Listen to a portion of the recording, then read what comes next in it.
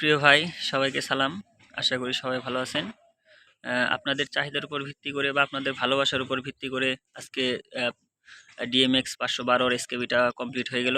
এটা হচ্ছে ফুল 90% কমপ্লিট, 100% এখনো হয়নি, কারণ যেহেতু রং করাটা এখনো বাকি, তো সেই জন্য এটা 90% কমপ্লিট। আর বাকি যে কাজগুলো আছে সবগুলো হচ্ছে ফুল কমপ্লিট।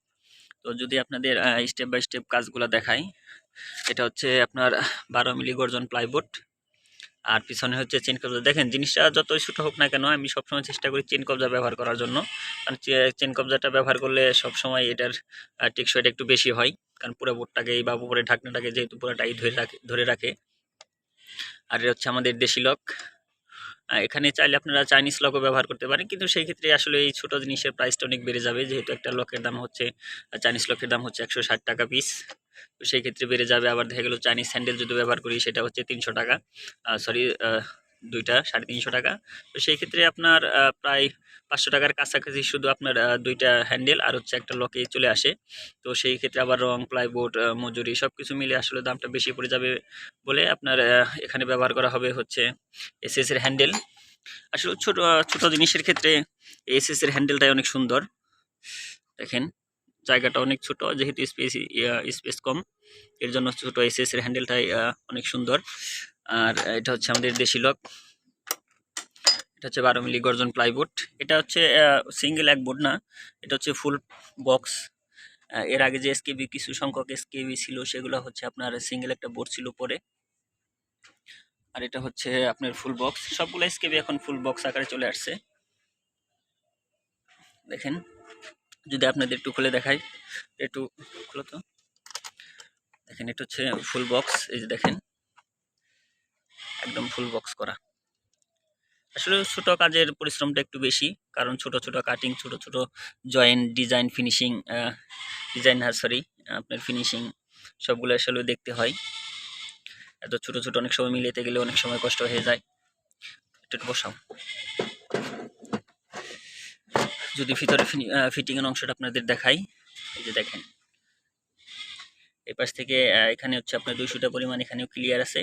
আর যখন আপনি বক্সটা লাগাবেন, এটা বের করতে গেলেও কোনো কষ্ট করতে হবে না, বা ঝাঁকি লাগারও তেমন কোনো অপশন নেই, ঝাঁকি লাগলেও তেমন কোনো ক্ষয়ক্ষতি হবে না। দেখেন, এই যে জায়গাটা একবারে আপনার করা, দেখেন।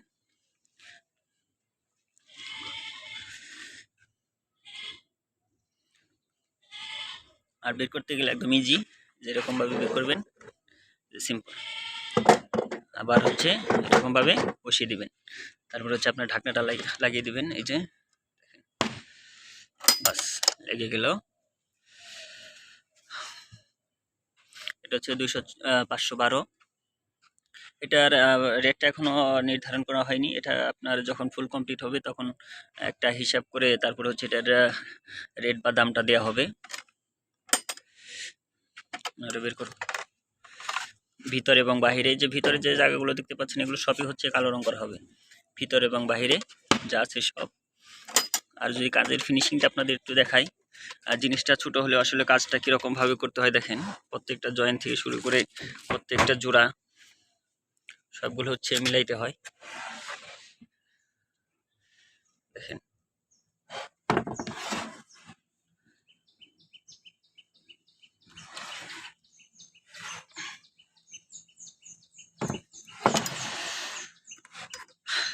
তো যদি কোনো ভাইয়ের প্রয়োজন হয়, ডিসক্রিপশন বক্সে নাম্বার দেওয়া আছে, ওখান থেকে দয়া করে কল করবেন।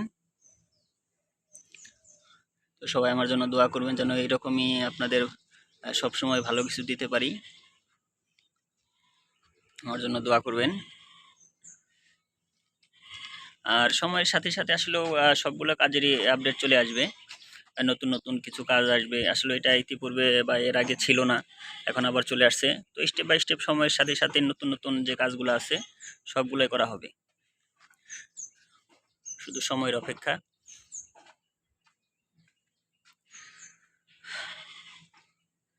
তো এটা যখন আবার ফুল কমপ্লিট হবে, তখন আবার আপনাদের একটা ভিডিও দেব, যেন দেখতে আপনাদের সুবিধা হয়। তো সবসময় চেষ্টা করি কাজের প্রতি স্টেপ আপনাদের কাছে শেয়ার করা, আপনাদের দেখানো